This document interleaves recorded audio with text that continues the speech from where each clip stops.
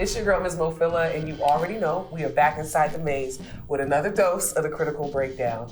I'm a little nervous about this dose, y'all, because, you know, these guys next to me look very prestigious and look like they are not here to play any games. But I want you to know they have been giving me hell up until the time that this camera has come on, okay? So I'm looking forward to a dope conversation with the one, the only Worrell Brothers. Welcome to the Critical Breakdown. Oh, thank you for having us. Brother Chris. Then we've also got Brother Brian here. But yeah, welcome. You guys happy to be here? Absolutely. Thanks for having us. He's so professional. I love it. I absolutely love it. So I'm happy that you guys are here. I think you guys, I'm not even gonna say I think, I know. You guys are my first politicians to be on the show. So this is gonna be a very interesting conversation. So the floodgates are about to open. Oh boy, it's about to open. So Here they come. Here they come. I feel like the time is now, if anything. Yeah. The time is definitely now. So we're gonna get straight to it, man. It's the Critical Breakdown. Let's go. Woo.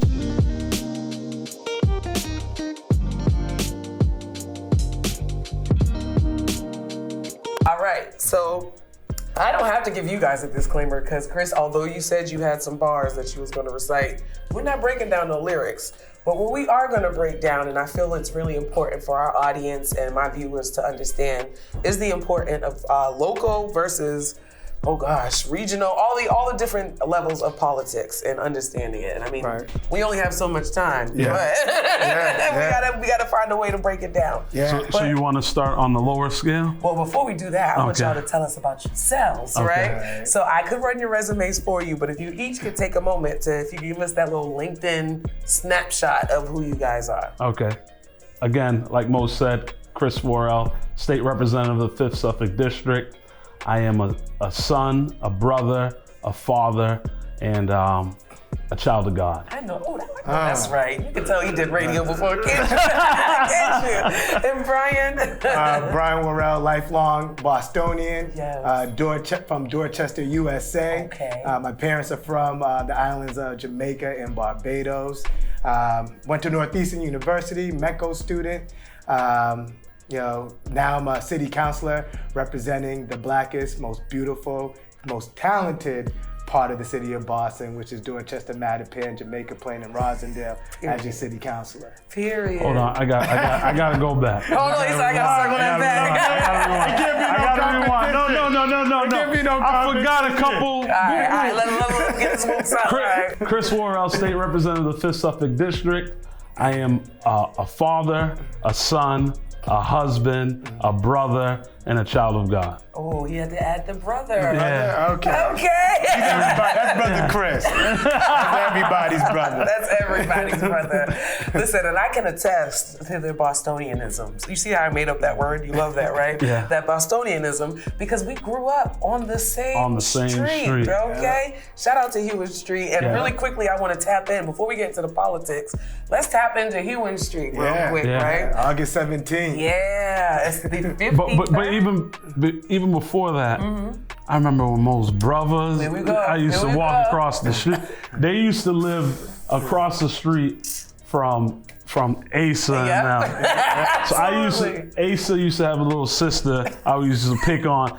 And Mo's brothers was just always big and just, you know, teasing. So I used to just stay in the middle of the street, like they made you walk in the middle of the street. You didn't tell your older brother? I was walking in the middle of the street looking straight, like, let me just get by these two houses and I'm good. I'm back on the sidewalk. I'm back on the sidewalk. They were on the opposite end of the street, it was at the top end. But you know, I saw you, Brother Chris. I saw you avoiding us. I saw you. Okay.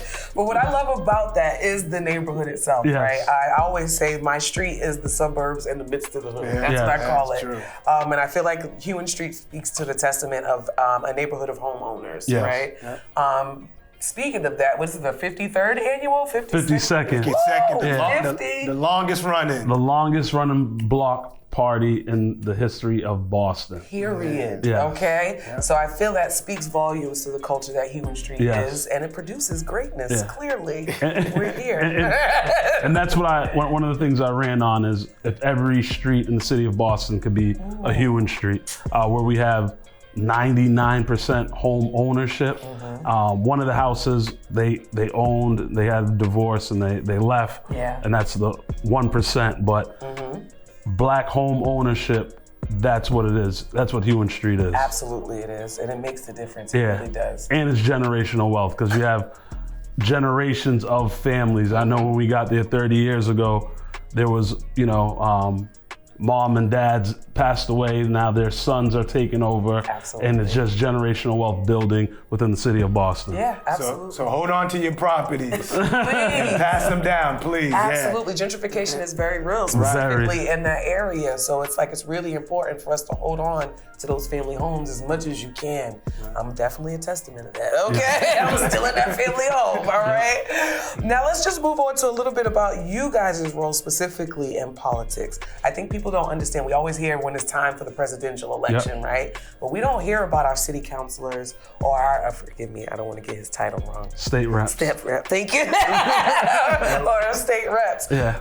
Talk about what your role is specifically. Let me say this, right? I mean, the testament to what's on the top of your mind is your city councilor, because we are the first line of defense, right? Okay. We are the individuals who are responsible for funding all of our major city services, our schools, our Boston Police Department, the services that we rely on, right? Our parks. And also we're responsible for like all the local laws, right? The speed limit.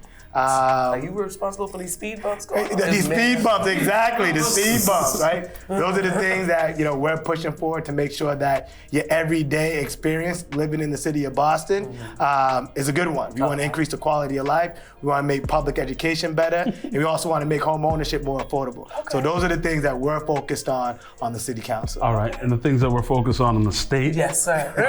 One thing that we just passed is a $5.6 billion housing budget. I'm sorry, drop that number again. $5.6 billion housing budget. That's not a B. That's a B. I forgot how much was the city budget? How much was the whole city budget? As the chair, I forgot. How much was chair of Ways and Means. Okay. Yeah, we passed the city budget of $4.6 billion. 4.6. So let's bring this into perspective, right?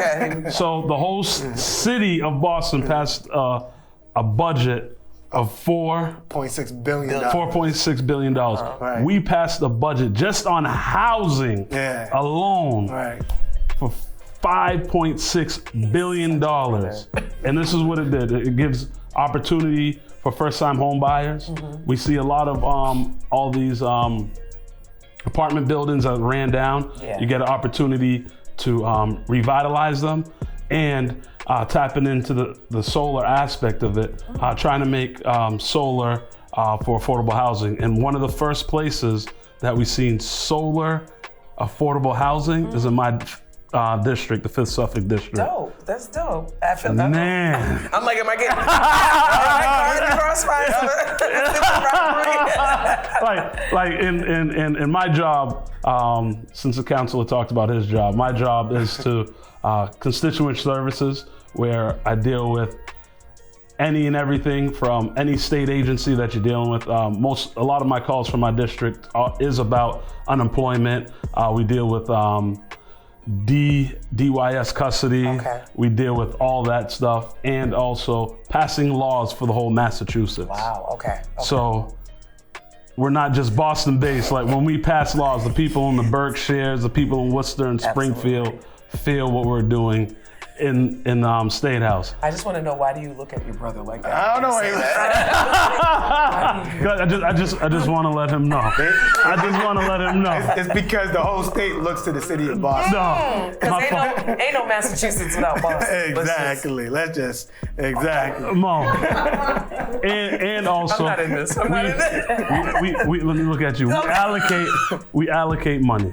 So allocating money, like I said, we passed a $5.6 billion housing bond bill, and we have a state budget which is over, I think, $48 billion for the whole entire state. Okay.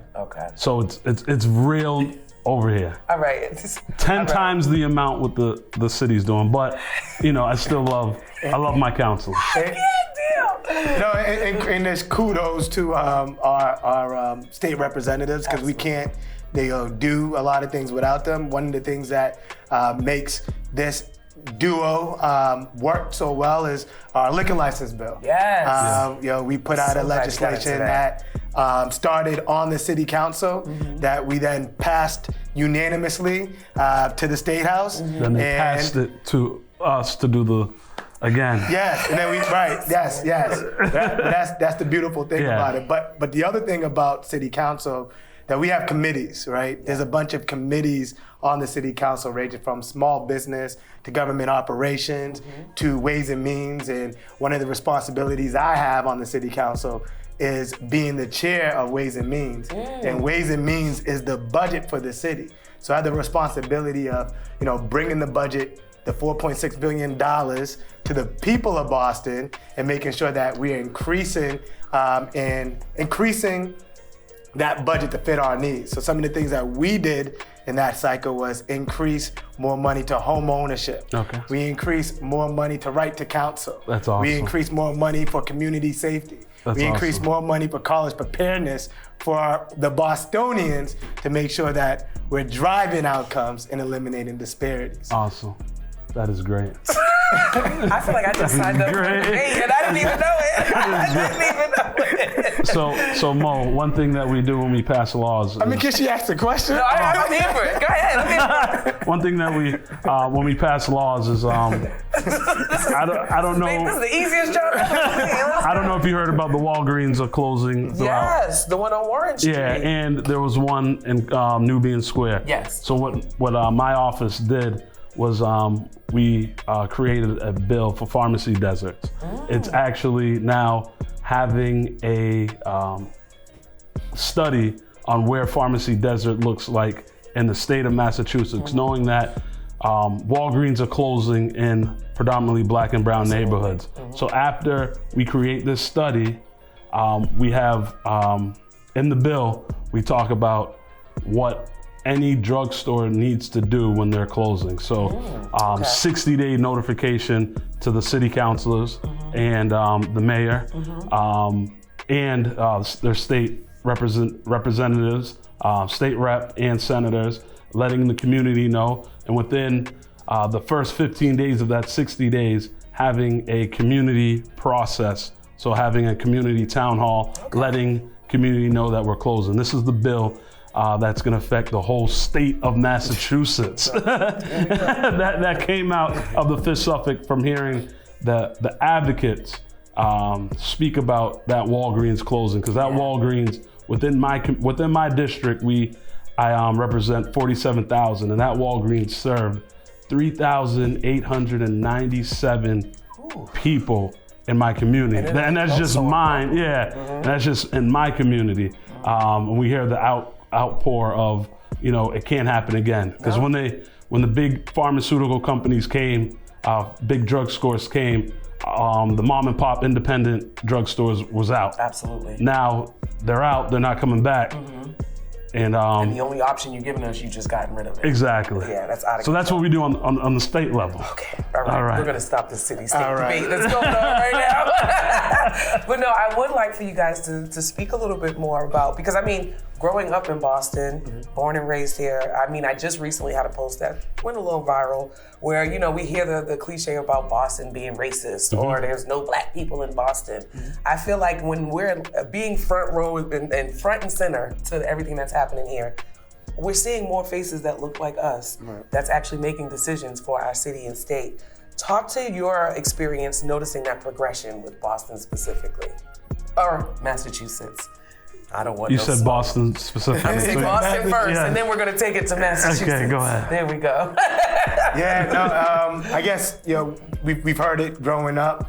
We hear it a lot when we travel, too often. And I think one of my goals is to make sure that we're changing that outlook. Not only for Bostonians to, know their history, because there's so much rich Black history here in the city of Boston that we just have to know, right? But then also make sure that the rest of the world knows. So what I try to do, and I told you guys that I represent the blackest, most beautiful, brownest district in the city of Boston, is how do we make sure that we're giving them the tools to make sure that vibrancy, that talent is, able for the world to come and enjoy it, right? So it's the liquor licenses, right? Getting our moms and pops restaurants the tools to be able to have sit-down restaurants, right? It's, all that talent with our young people, right? We know that they just need a little bit more additional support, whether it's after school, summer school support, in order for them to be get the careers that they need further on down the road. So how do we support them to be the doctors, the next city councilor, the next state representative, the teachers, right? In our community. So it's like, how do we make sure that we're molding that talent? And I think that only happens when you live, right? And you understand that these individuals are talented, and the only thing that was holding them back was a lack of investments. Absolutely. That was amazing. That was good. I'm not dealing with this. I like that. No, I like that. I absolutely like that. And one thing on the Massachusetts scale. No, one thing that I hate doing is going after my brother, because he gives answers. I'm like, when you ask a question, I'm already thinking like, that's what I want to say, then he says it. So I'd be like, man, I got to say something else. I got to switch it up. So on the state level, we have a Black and Latino caucus. Okay. Back in the days, the Black and Latino caucus probably consists of 5 or 6 people. Wow. Now we're at like 27. Okay. Throughout the whole Massachusetts. There's a guy that represents, a Black man who represents the Cape.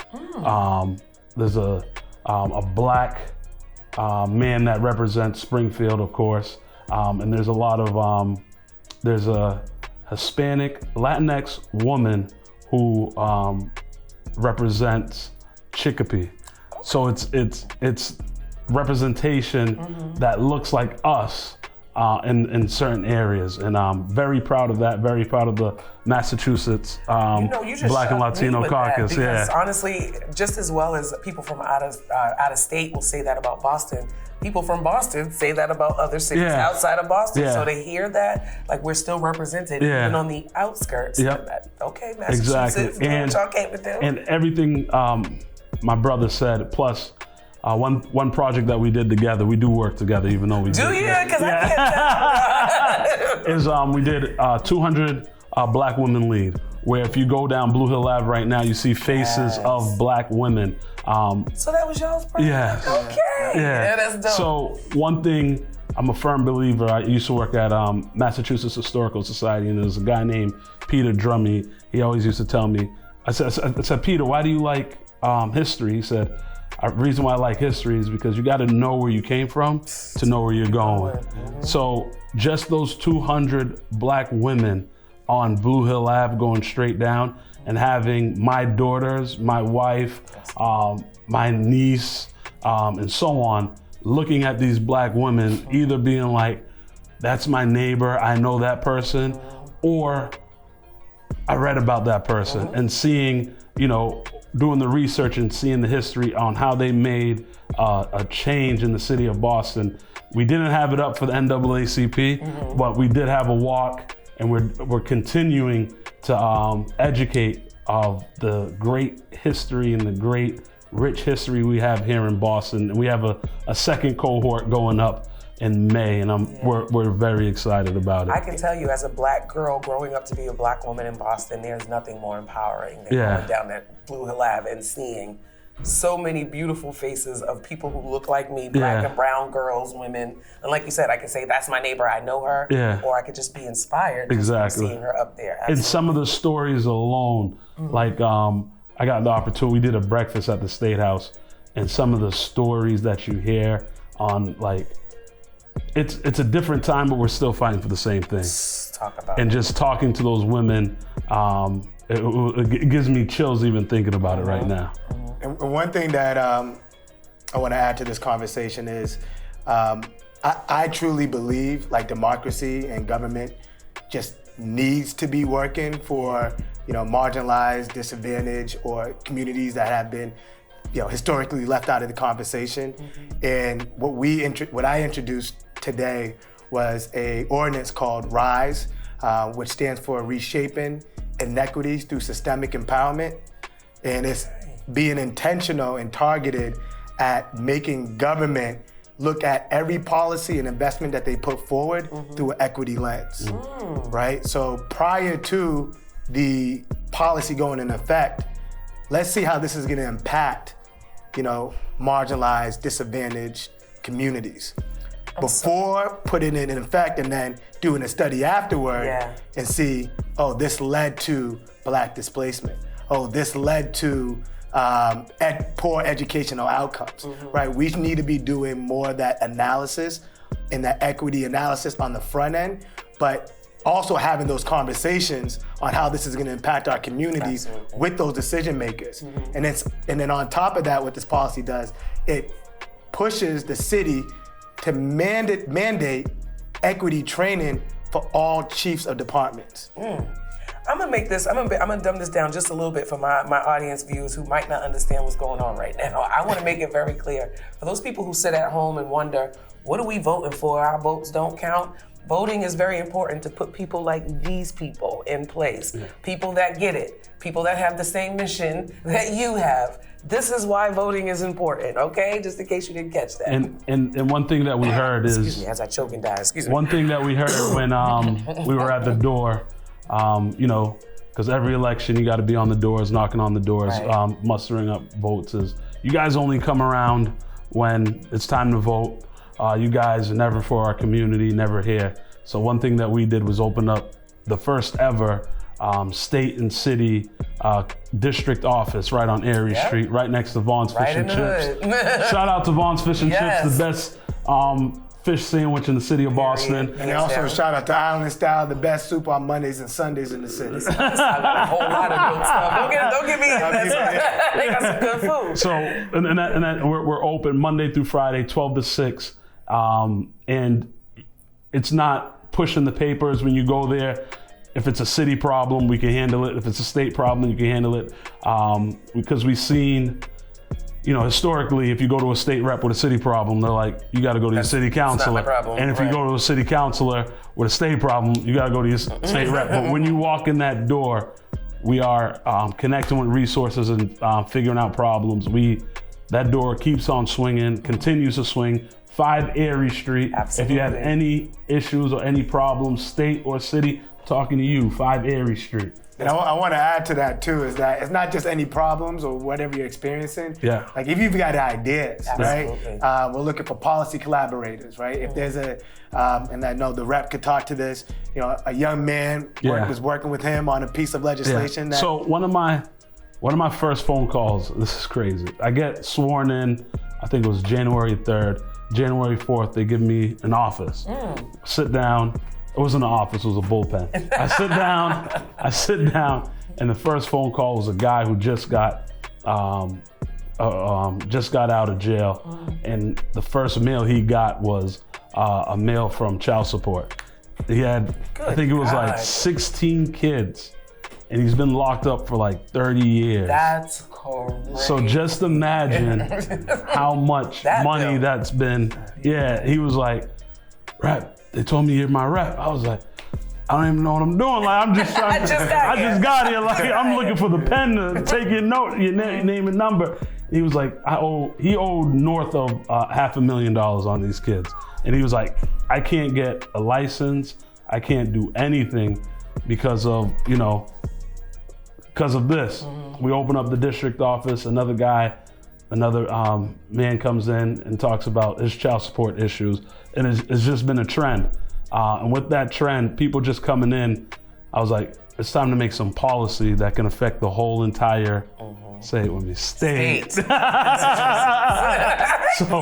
we sat down with researchers, we sat down with Internal Revenue, we sat down with the child support, and I feel like we have a strong bill going into next year that's gonna help our brothers, not even black brothers, black, white, in general, men, period, to get on their game and not be helped by a bill, because when you owe a certain amount, they strip your license. Absolutely. They do all this, and like, how can you work without a license? Right, how you getting out the gate 1 million steps Exactly, behind. exactly. So we got a strong bill that hopefully we can get it passed.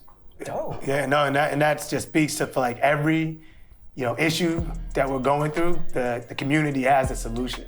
So that's why we have those doors open for you to share your experiences, because when you're sharing experiences, you're actually sharing, the solution. So that's why we want to make sure that you're coming and having these conversations with us to solve these issues. Yeah, and we take food as well. All right, I'm not joking. We do take food. One of the dopest stories is we get a phone call in the office, and this mother was having a hard time with her son. Certain schools said if the son goes out for a year, then comes back with good grades, they could walk with the class that the graduating class, walk across the stage with the graduating class. So he goes to a different school, he kills it, all A's. He's like, okay, I'm ready to graduate with my class that I spent, from kindergarten till 12th grade with. The school goes, no. So then the mom, calls the office, and she tells me the story. It's always good, that representation, when, State Representative Chris Worrell is calling on behalf of Mo Filla and boom, boom, boom. Yeah, exactly. The principal was like, could we have a meeting? I went to the school and sat with the principal, sat with the mom. We got it resolved. He walked across the stage with his graduating class, and the mom said something to me that was the realest thing. She was like, Chris, in 4 years, my son has never called me mom until he walked across the stage. Wow. But then she cooked us an upside down cake, and it was amazing. Because that was the true moral of the story. You got a pineapple upside down. Pineapple upside down cake was amazing. but the moral of the story is representation does matter, and we're here to help you. It's a boost. I think they don't think that Black and brown people know their state reps or city councils. Like, we're here to help you. It's stronger together. And having that office right at 5 Erie Street. Yes. Easily accessible. So for all y'all that sit on your couch and complain and got all these questions and have all the debates at home, how about you just go on over to 5 Erie Street and get all those questions answered for yourself? How about that? I'm just saying.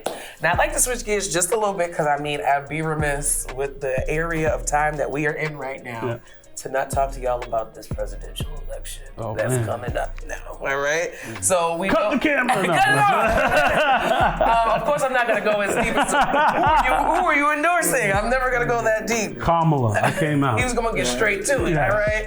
I feel like this, and maybe y'all can agree with me, this election feels like a make or break situation, or it's almost every election that feels like that. Yeah, I think this one, because we know what Donald Trump has done 4 years ago. He's shown us what he can do. Exactly. Literally. And I think if we get him in now, he already had the taste, the 4 years. So now these last 4 years, he's already on a move. Like, the first day he's gonna go. He's gonna go from like 0 to 1,000, because he already knows what to do, how to do it, and he's gonna go. So this election is so important. I know I was I was listening to Charlemagne the God, and he said, the couch is winning all the elections. No, we gotta get out and vote, because this, if you guys don't think this is gonna affect you, it's a real one. Yeah, it is real. I agree with the rep, and there's so many things that are on the ballot this time around. Reproductive rights is on the ballot. Racial justice is on the ballot. Public education. Public education is on the ballot. So I just want to, environmental justice is on the ballot. So your vote does matter. Like, I don't know why I hear that I hear that too often in our community, especially amongst, young Black men, but just want just your vote matters. Like, elected officials sit up at night watching the vote count come in, right? So your vote matters, and we need you. We need you not only to vote, we need you to come and lend your voice, right? Because sometimes people say, I voted for this individual, but they're not, listening to me. But it's because we haven't heard from you since you voted, right? In between the time that you voted, there have been maybe 100 hearings that have taken place, right? There's probably been 100 times that we took votes. So don't only just vote, make sure you're staying up to date with all the hearings, you're sending letters on to your city council, your state representative, your state senators, your congressperson, your governor, on what you're going through, because that part is also democracy. Democracy is not just the vote, it's being engaged and letting people know what you're experiencing. Now I gotta challenge you just a little bit, Brian, because I was that advocate that was always telling people, because I would go to my town meetings and things of that sort, and I'd be the only attendee there. So I'm like, y'all gotta get out there, And they're like, but in all honesty, they feel like it's not properly promoted, or they're not made aware of these meetings. Is there anything that can be done to make it more publicly known, or? So I know I have a newsletter that goes out. The council has a newsletter that goes out. And if you're in the city of Boston, you can go to boston.gov and find out your neighborhood. And they have new newsletters that go out for each sector of the city. So Dorchester has a newsletter, West Roxbury, Back Bay, and so on. And again, there is 160 state representatives. Find out, it's easy to find out. Go, if you're not in the city of Boston, go, who is my state rep? Find your state rep. Email him or her and let them know, hey, what is going on? How can I get involved and make it make sense? I agree with everything the rep said. And then on top of that, especially in my district, people are so active, community so active. So we have about 40 civic groups that meet monthly, right? So if you reach out to me, I can get you in contact with your civic group that meets on a monthly basis. And in those meetings is the police department, is a representative from the mayor's office. Will be someone from my office, probably from the state senator's office, from the state representative office, from my at-large city council's office, all in that meeting that's going on in your neighborhood to discuss all the issues that are taking place, from speed humps, from education to the traffic. So there's all these conversations that are happening on a monthly basis. Just need to make sure that you're getting plugged in. And also just follow us online. We have Facebook, we have Instagram. As the rep said, we have a newsletter. You can find me at Vote Worrell on all social media platforms. So just get plugged in, and we're happy to make sure that you're engaged. And also one thing that, to piggyback what Brian said, there are things that are going on that when it happens, everyone's like, no one told us. Like, yeah, that's so much. Yes, like Blue Hill Lab's a big thing. Oh yeah. Wait till that turns into one lane, guys. Just wait. But no one, like, I've seen the city plaster papers on my door talking about we have a hearing via Zoom, a Butters meetings. Then when you go to the Butters meetings, I see the same 4 people. And those 4 people are like, I like Blue Hill Lab. Then it's, it's not the mass voices. So we have to.